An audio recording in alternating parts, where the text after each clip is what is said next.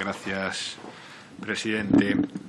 Uno siempre tiene el empeño de que, viviendo en un contexto geopolítico privilegiado a nivel económico y tendencialmente estable a nivel de garantías democráticas, como es el de la Unión Europea, más allá de lo que está intentando hacer la extrema derecha en toda Europa, la Unión Europea fuera un poquito más activa en política exterior, pero un poquito menos subalterna también muchas veces en sus posiciones al respecto de otras potencias.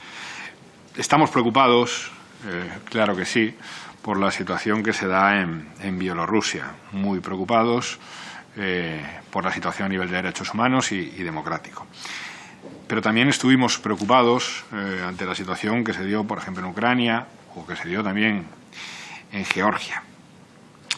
Y no nos vamos a hacer trampas. Exigimos que se respeten los derechos humanos en Bielorrusia. La situación, como han dicho la mayor parte de los portavoces, es muy preocupante.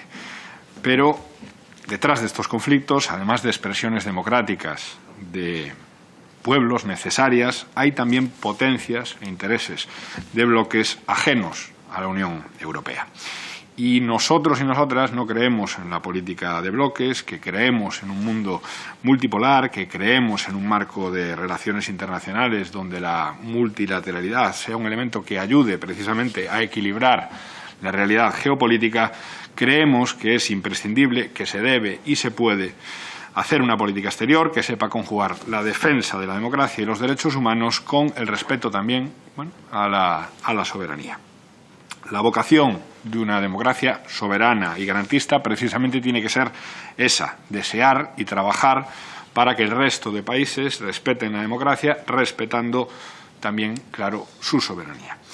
¿Y cuál es el papel de la Unión Europea en esta difícil situación generada en Bielorrusia? Aprenderemos sobre todo de otros errores, aprenderemos que la Unión Europea necesita una política exterior manifiestamente independiente de sus alianzas y que la recurrencia, además, a las sanciones, tal y como ha demostrado repetidamente en muchas ocasiones, no es positiva, no ayuda a la solución, no construye escenarios que faciliten la situación y a veces, además, dificulta la situación de la ciudadanía, que al final es la que sufre estas cuestiones. En definitiva, solo a través del diálogo se puede abrir un camino hacia la solución democrática del conflicto. Pero esto también requiere la asunción por parte de la comunidad internacional de que las decisiones sobre el futuro de Bielorrusia, en este caso, las debe tomar el pueblo bielorruso.